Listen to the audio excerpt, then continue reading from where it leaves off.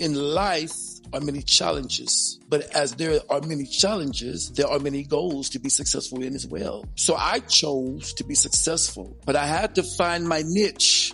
In order to fix some things, you have to face some things. Does that mean that you become a failure?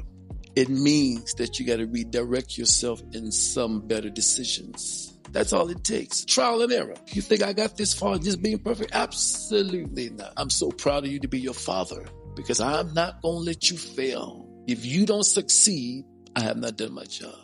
You can't be successful if you don't look back and make a review of how you made the mistake. It teaches you how to mature and matriculate life. Part of a life.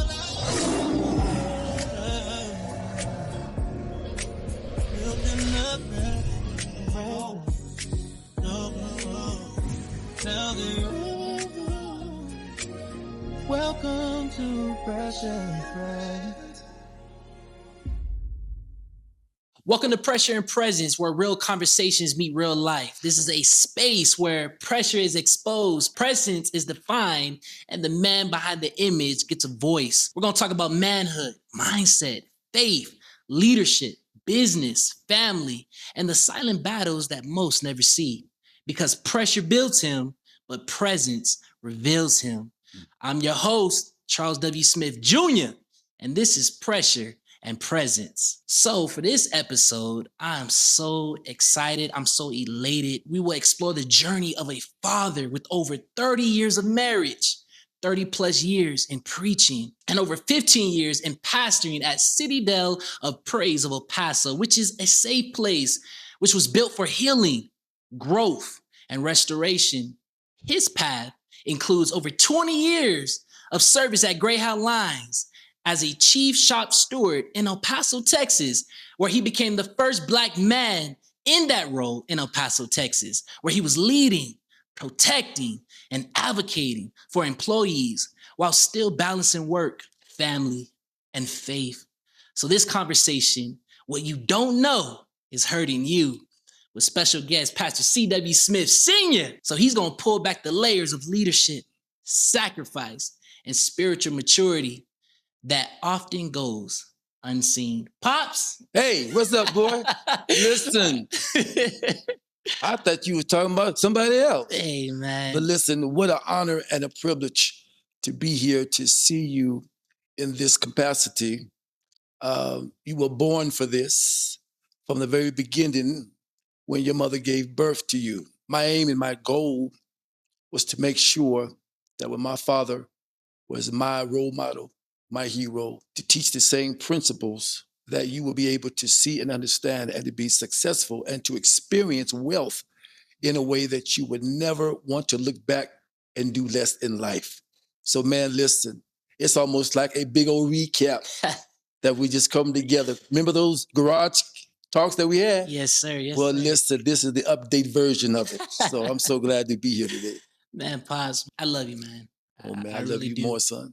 And I think not just for me, but I think our audience and our viewers will want to hear this too. And one of the questions that was resonating on my mind is, what has been your greatest lesson in balancing marriage, ministry, and most importantly, your personal identity over 30 plus years? Well, the main thing that I had to do in balancing this is to take a look at every aspect that deals with marriage, church, deals with people, and everyone that you come in contact with. And the most important thing is to make sure that you understand who you're dealing with, what need to be dealt with. Remember, job is different from marriage. Marriage is different from pastoring a church, because it's almost like being in relationship with all of them, but all of them are not the same. So you have to be able to observe and understand just not your audience, but the people who follows you, the people who looks at you as a mentor and wish to be not like you, but in a place where they can square up and say, hey, if it had not been for someone that set the example, I wouldn't have been able to do what I do, right? So the most important thing that I believe that worked for me is observance. Learn the trade of pastoring, learn the trade of mentoring, when I was at Greyhound Lines. And even though that I'm not there no more, they still call me because you got to be able to love people, a compassion for people, and especially when they can look at you and say, hey, there's something about him that I need from him. But how do I approach to get what I need? Well, sometimes people won't cry out. You have to listen to those who cry out, but you can't hear them in silence. Mm. You gotta listen to those who cry out. Oh my gosh. And it's crazy, Dad, because you brought up the Greyhound Lines and I remember I think I was 15 years old, I Mm. believe, but one of my birthdays, I was like, you said, "What do you want, son?" And it used to just I know you had to do it, but it just it always hurt me that when I woke up, you wasn't at the house. Yeah. You know, I saw my mom, and yeah, I love my mom, but it was something not seeing your dad. And then when you did come, he was tired and burned out. And so the only time I got to see you was when I asked for this one request. And I said, "Dad, what I want for my birthday is I want to go on the road with you." You sure did. And I And took you on the road you too. did, you did, and it was the highlight. I had front row seats. That's right. I A remember. free. Yeah, I love that too. But that's Road like, free. hey, That's hey, right. get whatever you want. I said, That's what? it. Yeah. I love that. Yeah. So it brings me up to this point. How did 25 plus years at Greyhound Lines shape your leadership, your voice, and your ability to handle people under pressure? Well, you're going to always have a fear of the unknown. Mm. Many times when you're put in a place of uncertainty, it's just like the first Black president, Barack Obama. There was no training to be president. Mm. He was voted in. He came in with one logo. Guess what that was? Yes, we can. Yes, we can. That word, yes, we can, meant that all of us together can be achievers if we work together. But there's only one leader. Mm. And the leader has to have vision. He has to have insight, understanding, and clarity. But most of all, what's important, he has to be able to interpret the times in which he's in, dealing with the atmosphere of uncertainty. So one of the things that I've learned was to listen and to understand. After listening and understanding, my most important thing was to make sure I understood the labor law book. Man, I aced that joker, man. I aced it. I read day in and day out. Two words that God gave me in out of my success, 90% success rate in winning for my drivers, whether they had been fired, reprimanded, but watch this, two words, practicality and technicality. Practicality says that you cannot fire a man that you allowed him to do as a practice. Technicality is where did he go wrong when you let him do it? So those words, practicality and technicality, was what two of my words that I aced. And even today, I look back over the years and I say, wow. But at the same token, I was still learning. I was still learning. And of course, with veteran drivers and things like that, I was somewhat low on the total pole. But thank God that the first Black local chief that put me in that position, he said, I see something in you. I said, man, I can't do this, man. This is too much. He said, man, listen, you have something that you have not tapped in yet. It's called potential. Tap into your potential, allow it to grow, and then birth it. Dude, I come to tell you, I birthed that thing. I got so good at it, I almost had to come off the road because remember, I was a bus driver as well and the first Black chief steward down at Greyhound Lines. Well, I couldn't drive and not sleep. So they wanted to hire me full time, but watch this. The company wanted to hire me as a supervisor, but I wasn't going to do it because that was a setup. Because watch this, if I stayed where I was as a driver, I had labor law to back me up. But management at the company, if they fire you, they can just fire you without cause. So I knew they was trying to get rid of me, but I wouldn't budge. And I stayed where I was. And then after that, I realized that everybody is going to come with different views, different emotion, different perspective, and things of that nature. And another thing that you got to be able to do is listen. Listen. Everything that is said does not owe you to give an answer. but it owes you for the experience that you will go through in order to be successful. If you listen, it may not be what you want, but further down the road, it'll be what you need. And you can always revert back and rely on the knowledge that you were taught. That's what I had to do. I looked at every failure and every success of each chief that was in office at that time. And I looked at how they failed. It was 20%, 30%. Some was net with none percent. And I was like, why are they losing? When I began to look at it, they would not, watch this, they never sit down to get knowledge for power to win. The answer was right in the book, but they failed to read the book. You know, one thing that really stood out to me, Dad, is investing. Absolutely. And I feel that people don't see why investing is so important, because what you were saying is this opportunity wasn't just given to me. I had to show that I belonged here. Right. And I feel like that was very important, because especially with me, like you used to say, young Thundercat. Yeah, you little young, inexperienced Thundercat. but that's something I really adopted. Yeah. You know, because just watching you, you know, even when you put your uniform on, Dad, I mean, you were sharp to the T. I mean, Chris, your boots were shiny. Right. I mean, you took pride, and I know people when they see you, they're like, oh man, he just no, you've been doing this. Right. And I remember the stories you tell me, you know, when you showed up to, in high school, you had your briefcase. And yeah, junior high. They used to call me Mr. Zoot Zoot. Mr. Zoot Zoot. Yeah, I'm in 7th grade, man, carrying a little satchel. Yeah. But it's because you knew where you was going and you were confident in who you were. And I could only be that because somebody had to pour into me. Like I'm pouring into you. Watch this, son. In life are many challenges, but as there are many challenges, there are many goals to be successful in as well. So I chose to be successful, but I had to find my niche. Yes, sir. You got to find your niche that you will go through trial and error. That's okay, because when you make a mistake, you can't quit, and you can't be successful if you don't look back and make a review of how you made the mistake, right? It teaches you how to mature and matriculate life. Yes, sir. That you can continue to take the bad with the good and still have your self-respect and your self-intelligence to continue. Many people get to the point in life when life is too hard, they quit, they sit down. I'm like, dude, what are you doing? But watch this. Never go with the flow.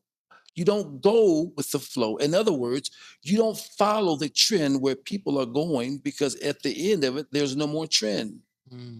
You have to begin to create something that people like and need and that you enjoy doing for the people. You know, it brings me to my next question, Dad, because after all that you was doing, you know, like you saying, you not only were you doing your job, but you was helping other people keep their jobs. Right. And still taking care of your family. So what did caring for both of your parents while raising your own family, working, teach you about sacrifice and legacy? To be very honest, I almost lost my mind. I felt like I owed my parents everything. That's because I just loved them. I was in love with them. I saw what they went through. I saw what they dealt with. I never forget when I was 6 years old, 7 years old, when I watched my daddy in real time have a stroke in front of me. My sister was in the kitchen washing dishes. We were watching the news. And my dad said, "What's wrong with the TV?" And I'm like, "There's nothing wrong with the TV, Dad." He says, why does it keep crisscrossing? I said, "It's not crisscrossing." So some say, "Look back." And his eyes had went this way, opposite of each other. And he was starting to slope. And I yelled to Arlene, and she said, "Call the ambulance." But watch this. I've been the same size all my life. My dad was 275 pounds. Out of nowhere, strength came into my body. I literally picked this man up, threw him in the car, and it was called Eastwood Hospital before it was called Del Sol. I literally picked him up. I don't know how to this day. I picked him up, put him in the car seat, because the hospital was like 2 minutes away, 5 minutes away. So, the ambulance, my daddy could have died waiting on the ambulance. Got him to the hospital. They rushed to get him. And I never forget that doctor told me, if you would have been 5 minutes late, he would have been dead.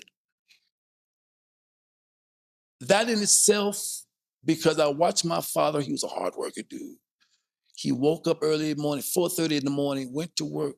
After work, went to the church because he was a pastor too. I used to watch him come in on weekends and Fridays. That was his steady days. So he used to go in the den, and we all had to be quiet because my father was a deep searcher of the word. So he closed that den door after he eats, watched the news, and so we knew we couldn't be too loud. So we went outside, and I watched him and I observed him. I called him Gentle Giant. He didn't take no mess from nobody. Trust me, he didn't take no mess from me. And I got that from him.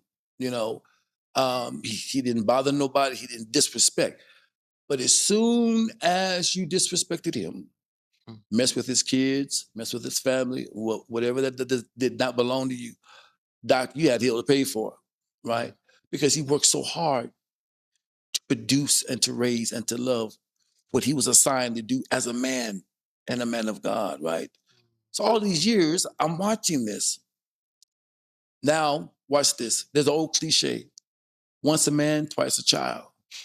Now he's in his second stage of childhood, where I have to actually bathe a grown man, clean him and wipe him. But because I looked at him so dearly and I thanked him for raising me to be strong, headstrong, my no meant no, my yes meant yes. But I always had a reason to make sure that I validated my answer to whoever was involved. Not because I didn't want to, but there was a purpose. Because watch this. Sometimes saying yes to you will hurt me. So I want us to be both winners, right? Well, watch this. He used to go to a center. He used to pick him up. Charles, when I tell you, I never forget that day, and what I'm about to say, it was just like yesterday. The nurse called me and said, your dad wanted to see you. And I thought something had happened. So I rushed down there, and he would say, hey, son. I said, Dad, are you okay?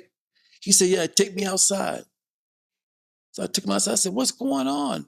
He said to me, it's time for me to leave your house. I'm like, what? What are you talking about? I thought he's sick. He was going to pass. He said, you've done your job. It's time for you to be a father and a husband to your kids and your wife.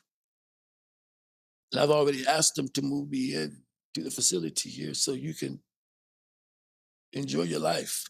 Dude, that was like taking a bullet in my heart. And I said, no, we can work this out. He says, no, I've done my job. I got to let you do yours. I'll be okay. I cannot tell you that I felt, I was relieved at one time, but that was my hero. When they called me and told me he had died in the nursing home in his sleep, I said, don't touch him. Let me see him. Dude, I got nobody but Albert Smith. I got to the doggone thing. His mouth was wide open with a smile, but he was deceased. And I preached his funeral.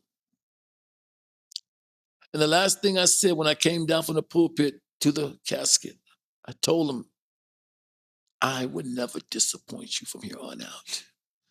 So you know what? That's why I'm so proud of you to be your father, because I'm not going to let you fail. If you don't succeed, I have not done my job. Man, Paso got us crying on the podcast. I know, right? That's bananas. But it's real stuff, Doc.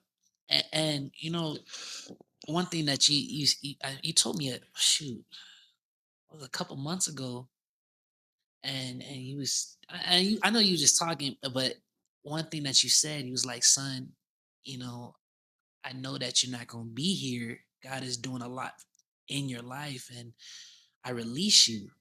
Yeah. And when you said it, I don't know, man. It's just, Dad, like, I have the highest respect for you and for my mom. I know you do. And one thing that I wanted to do is not be a burden in any way. Yeah, While you guys are on Earth, I told Ma, I said all I wanted to do is just however I can help achieve your dreams, or yeah, if you want something at this time and I can do it. It's just right. I just want to do that because I want to make sure that you're living heaven on earth. Wow.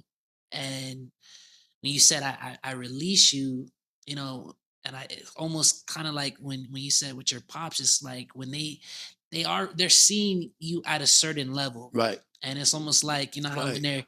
your parent is holding your hand, Yep, and then eventually they're it's like where'd they go, and yeah, they're still there, but they're watching you continue.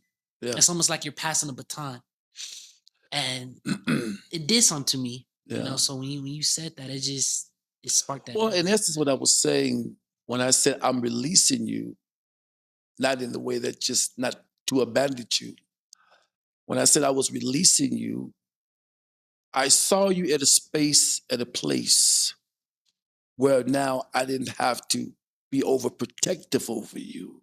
Mm, I had to pull back and allow you and release you in a place where you would have to learn from life what it had to offer, what would be your choices, how confident you would be in making decisions.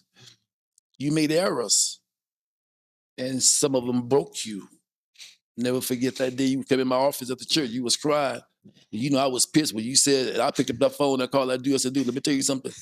I'm this boy's daddy. You remember that? yes, I said, you deal with me. I'll make sure you be taken care of. But don't you ever make my son come to the office and got me scared over some crazy stuff, right? And I did what I said I was gonna do. yes, sir. Got you. And then I told you, I said, listen, in order to fix some things, you have to face some things. Does not mean that you become a failure. It means that you got to redirect yourself in some better decisions. That's all it takes. Trial and error. You think I got this far just being perfect? Absolutely not. Boy, if you can go back over my history, you'd be like, whoa, that was my dad. Yes, sir, buddy. So I own my life. Yes, sir. I'm not ashamed of what the mistakes. I'm not ashamed of things that some things I was aware, some things I wasn't. So some things I made choices because that's what I wanted to do. But I've never been a man that denied nothing. Mm. That's why you can't hold nothing over my head. If I said it, yeah, I said it. Yeah, I did it. What do you want me to do? What do you what and what you gonna do? You see what I'm saying? You ain't doing nothing. Yeah. You see what I'm saying? As far as I'm concerned, at least you better not try. Because you know, CW, your daddy clapped back quick. Yeah. And I try not You to. got your ace card. Oh man, ace and a king. You understand? But you got to have that confidence, and that's what I, with you and different sons and Lamont and different sons of the church, is that I see you. I never get in another man's affairs. Even you, I have no idea what you mean. I never asked you, and never will. That ain't my business. I did my job though. See, and as long as I've done my job to see you successful, I told you the other day, long as you succeed, I've been successful. And I've walked in your achievement, abundance, not because I'm handed something, but to watch you finally enjoy the dreams of your life. That's what it's all about. And watch this. Them garage talks that we had in the garage, man, let me tell you something. You had no idea what was coming in front of you. But as your father, I knew you was gifted. I seen it. I told your mom, I said, I gotta watch this boy. I have to be very protective because he carries something that he has no idea what he carries. When I had you and when your mama had you and had my daughter, I prayed that God give me gifted children that could be molded, teachable, and then let them find their own identity, their own DNA in life, so that they can reproduce just not of themselves, but to help others reproduce that they have no idea where to start, what to do. That's why I believe that's why you're highly respected in El Paso, Texas. You know, you've never seen me, and that's one thing I always tell parents, don't never try to take the limelight from your kids. Get your tail out the way. You done your job. And if you done your job real good, they're not gonna forget you. Never ever. And that's why I tell people, say, well, how come you know this man is grown. He know who his daddy is. If he invites me to speak or whatever, I'm gonna do that. But this is his time. This is his era. Let me sit back and enjoy what he's being successful in. Because you know what? At the end of the day, if I had not been in this life, you think he'd be where he at today? Absolutely not. So it's a joy to see you in this era of your life, dude. You understand? And what kills me, I was thinking about you the other day, Doc. I said, I almost said that. This dude didn't turn 30 on a brother. It just hit me. It just dawned on me. And I said, my son is 30 freaking years old. I'll be 58. I was like, what the world? And immediately when I thought about that, I thought about my father that told me when I turned 28. I never forget it. He said, son, you turning 20, you grown. I said, I know, Dad. I know. And he was probably, but he was kind of a little older than me at this stage of life. I think he was about 60, 61, 62. And he was telling me, he said, guess what? He says, welcome to life.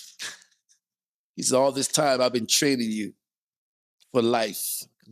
Now I want you to make your father proud. Never take no for an answer. Be humble, especially have a relationship with God. Treat your fellow brothers and sisters right, and the world is yours. So guess what? Welcome to the world is yours. So take it by strength, by might, by faith, and the obedience of God. And wherever your feet trod, you will possess the land. Congratulations to you, proud father. Oh, pause. One thing that was just trickling in my mind, Dad, you know, with everything that we've been talking about, it's been some really good wisdom and nuggets. Yeah.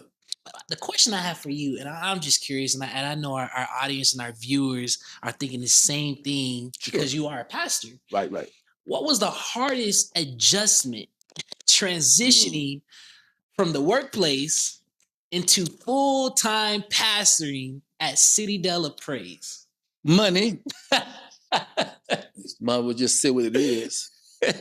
That's why I tell unless you got a good church, ain't the money in pastoring. You know, you got to go in there with loving the people. Now watch this. I really didn't have that. That was the only the problem that I may have. But going from chief steward driver Greyhound to pastor of church was easy. Can I tell you how? Tell me. I had already went through the stepping stones of understanding on how to lead people by leading my people on the job, even managers. The only difference was I wouldn't saving jobs, I'm saving souls. Come on now. Come on. The difference was I was not getting people fired, but I was giving back their jobs. And I was also not only saving people, but keeping them from going to hell. I've learned the labor law book, and I put it in the same time and space with the Bible. So it wasn't really hard. The hardest part was adjusting because you got different churches, different religions, and I didn't want to be pastor out of tradition. I wanted people that was tired of regular church to come and be themselves, help identify who they are, what they were, how they got there. And I wanted to help them be the answer to getting them to freedom. And that was only how that I would be successful is to get to know the people through relationship. You always heard me say and still say, you don't belong to me, you belong to God. I'm just your covering. I'm just your pastor, you know? Follow me as I follow Christ. As you could see on Sunday, all the women and all my men that were there, and some even sent their offerings through, even though they was out of town. You know, leadership. My daughter was Angel called yesterday. Leadership, people that's connected to you. You got to learn how, watch this, and I'm not saying this to be very conceited. Learn to be the answer for somebody else's problem. Come on now. When you learn to be the answer for somebody else's problem, watch this. They reciprocate it by appreciating you. So it wasn't really hard. The only thing, even now, Sister Floyd texted me the other day, Sunday night, because there was every card that was in the, I wrote a note for every daughter of the church that was there. And she texted me, she said, Pastor, thank you for the kind words. She said, I love you so much. Thank you for being who you are. Sometimes I have to pastor her kind of hard, but I see the potential. So you got to, and this is another thing. You can't be no weak back jellyback either. I'm not weak.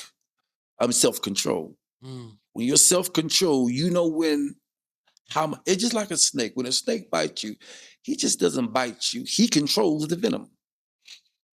So when I pastor and discipline, I have to discipline and pastor based on your attitude, because you're not going to disrespect me. I would never disrespect you. I would not tolerate from nobody disrespect. I don't care how old you are. I don't care what man or woman. If I don't disrespect you, don't disrespect me. Yes, because why? I have something to offer you that you ain't never ever thought about. And that is to help you be successful and not go to hell through the church. So I enjoy pastoring, but guess what? I know when my time is coming. I'm leaving you a legacy. I told you this. You see people joining now, people are coming, but I'm getting to an age where, you know what? I want to enjoy life, me and your mom, you know? So before I leave this legacy, I'm just not going to hand you anything. I'm going to hand you something that you can look at and say, woo, if I don't make this good, they're going to be pissed off at me, right? But I'm not worried about that because I know your DNA. We're Smith. We're royal. We don't allow things to die in our hands. We don't give up when things get heavy and get rough. Yeah, we complain. Yeah, we get tired because we're human. Who wouldn't? But at the end of the day, we know that there's something special about what we're doing. And we have to focus on the potential in order to receive the promise. That does not come without struggle. You have to have self-control. There's a time to weep. There's a time to cry. But there's a time to get your tail up and get back to work. Because watch this, there's promise to be had. I love how you said that. And that kind of encompasses our last question. When we talk about Citadel of Praise, a very unique name. Yes. So what does it truly take to build a safe place, a church where people can heal, people can grow, and people can be restored? Good question. When I organized this church, I wanted this church to be designed with you in mind. I wanted a ministry for the total family.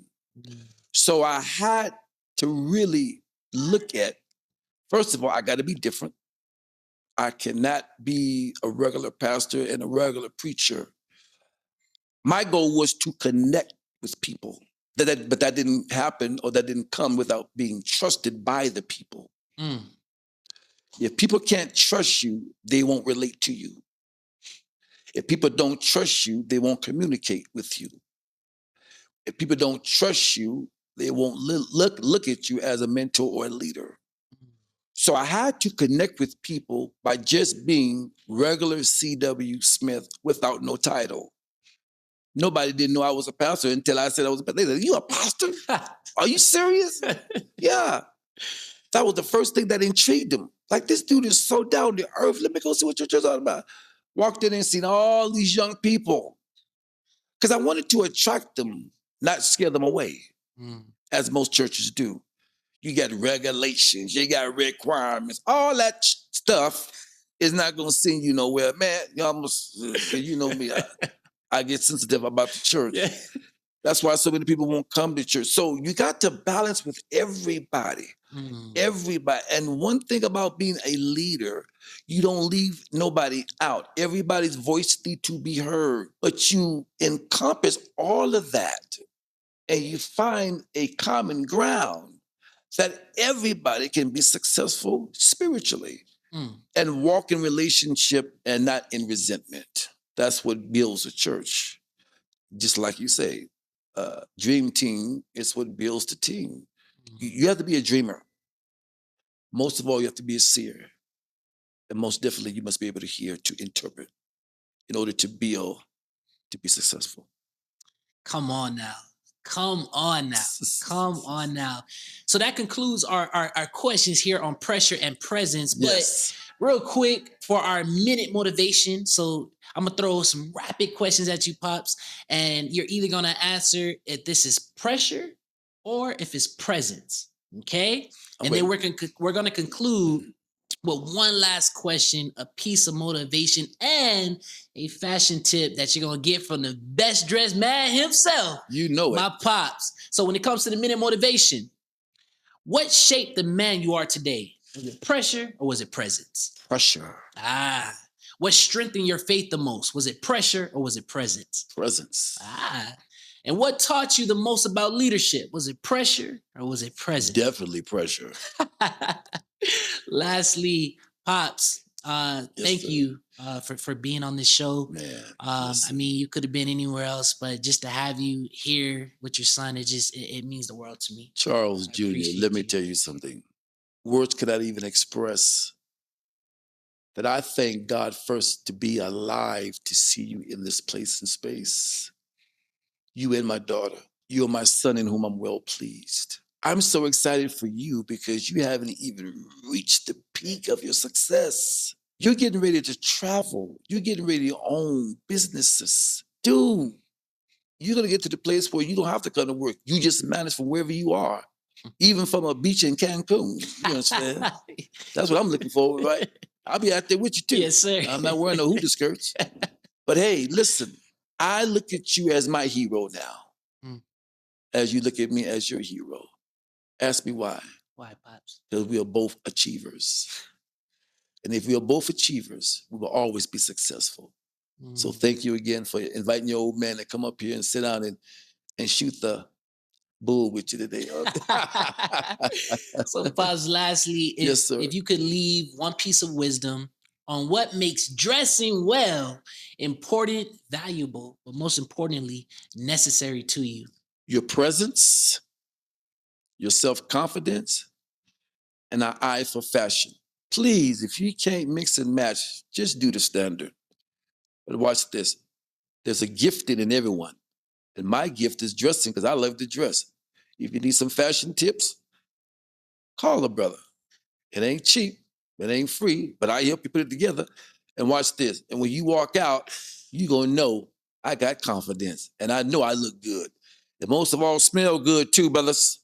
Watch that tail. Just don't put on no clothes and walk outside. Hey, you heard it from the man himself, Pastor C.W. Smith, Sr. Yeah. See, this is more than a podcast. It's a mindset. Remember, pressure is not here to break you. It's here to build you. Absolutely. So protect your peace, protect your honor. Yes. And most importantly, protect your purpose and lead with intention, because pressure builds him. That's right. But presence reveals him. Oh, man. I'm your host, Charles W. Smith Jr. And until next time, stay present. Holla.